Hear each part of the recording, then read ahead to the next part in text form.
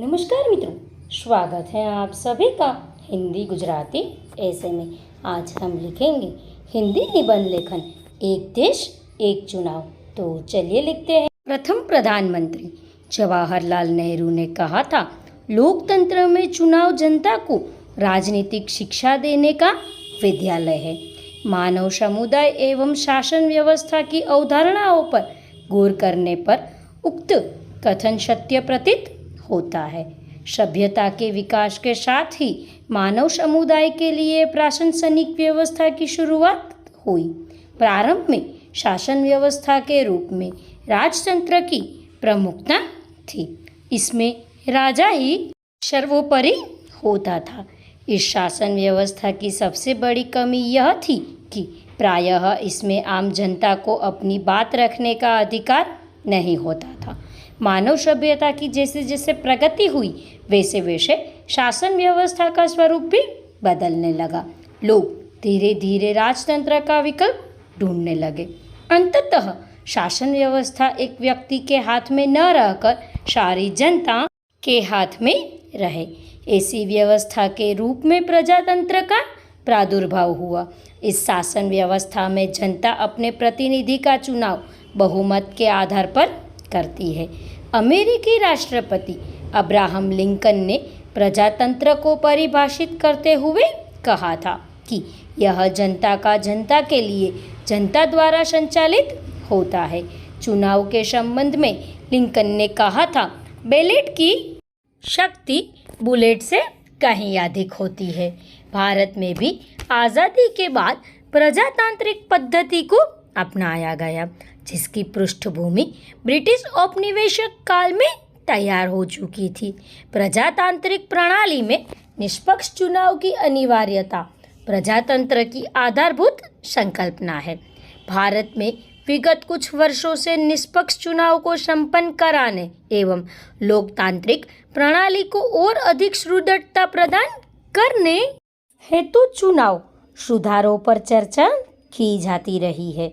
इसी क्रम में चुनाव संबंधी एक विशेष मुद्दा एक देश एक चुनाव एक महत्वपूर्ण चर्चा का विषय बनकर उभरा है। क्या है एक देश एक चुनाव? एक देश एक चुनाव लोकसभा और राज्यों की विधानसभाओं का चुनाव एक साथ करवाने का एक वैचारिक उपक्रम है। इस मुद्दे पर चुनाव आयोग, नीति आयोग, विधि आयोग तथा संविधान समीक्षा आयोग विचार कर चुके हैं। ऐसा नहीं है कि यह योजना भारत के लिए एक नवीनतम प्रयोग है। भारत में 1952 से लेकर 1967 तक एक देश एक चुनाव की परंपरा को अपनाया जा चुका है, लेकिन राज्यों के पुनर्गठन और सरकारों की बर्खास्तगी के कारण धीरे धीरे यह क्रम बिखरता चला गया। भारत के अतिरिक्त अन्य कई देशों में भी इसका प्रावधान है, जैसे स्वीडन, ब्रिटेन, दक्षिण अफ्रीका, इंडोनेशिया, जर्मनी आदि। स्वीडन इस पद्धति का आदर्श उदाहरण है, जहां राष्ट्रीय प्रांतीय चुनाव के साथ ही स्थानीय निकायों का चुनाव भी प्रत्येक 4 वर्ष के अंतराल पर एक निर्धारित समय पर कराया जाता है। भारत के संदर्भ में एक देश एक चुनाव लोकसभा और विभिन्न राज्यों की विधानसभाओं का चुनाव एक साथ करवाने का एक वैचारिक उपक्रम है। इसमें पंचायत और नगर पालिकाओं के चुनाव को शामिल नहीं किया जा सकता है। लोकतांत्रिक देशों में चुनाव को लोकतंत्र का सबसे बड़ा उत्सव माना जाता है। यदि हम देश में होने वाले चुनावों पर नज़र डालें तो पाते हैं कि प्रत्येक वर्ष देश के किसी न किसी राज्य में चुनाव होते रहते हैं।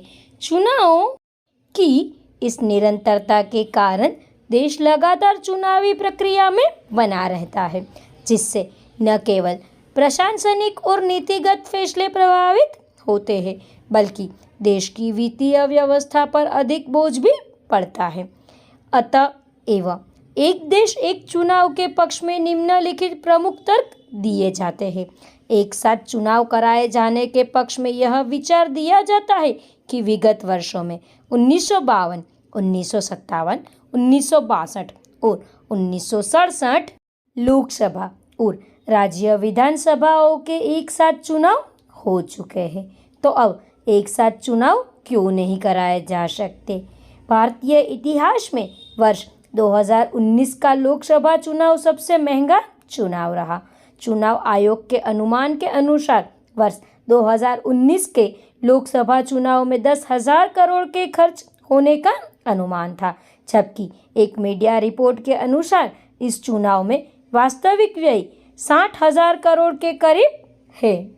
अतएव एक देश एक चुनाव की प्रक्रिया अपनाने से धन की बचत एवं समय की बर्बादी कम हो सकती है।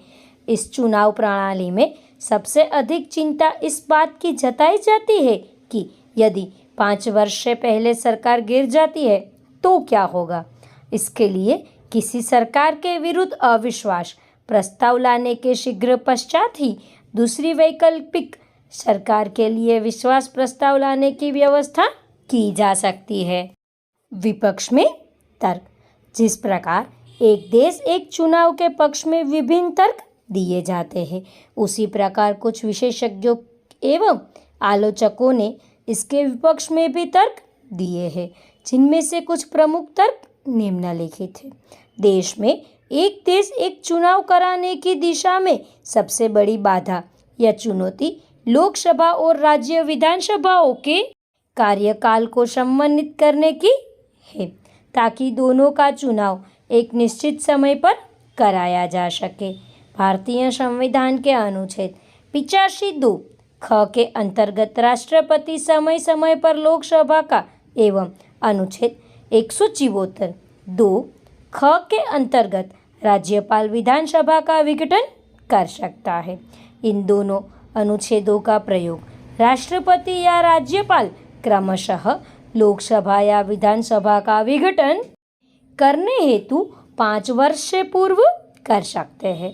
इससे एक ओर जहां केंद्र राज्य संबंधों पर नकारात्मक प्रभाव पड़ेगा, वहीं दूसरी ओर संविधान के संघीय ढांचे को भी आघात पहुंच सकता है।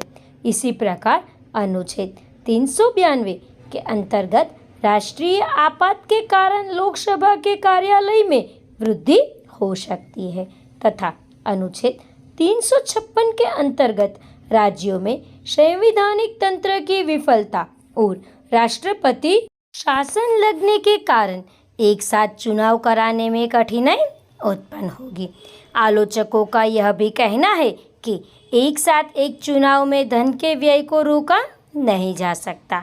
विधि आयोग के अनुसार यदि वर्ष 2019 के चुनाव इसी प्रणाली से कराए गए होते तो केवल नई ईवीएम मशीनों को खरीदने हेतु लगभग ₹4500 करोड़ की आवश्यकता होती। निष्कर्ष।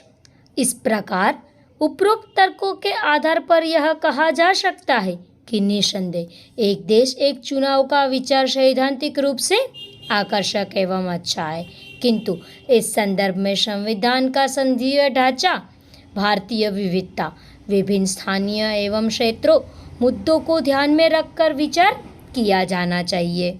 इसके अतिरिक्त देश के विभिन्न राजनीतिक दलों की भी इस मुद्दे पर एक राय होनी चाहिए, जिससे कि इस प्रक्रिया को लागू करने में कोई कठिनाई या अड़चन न आए।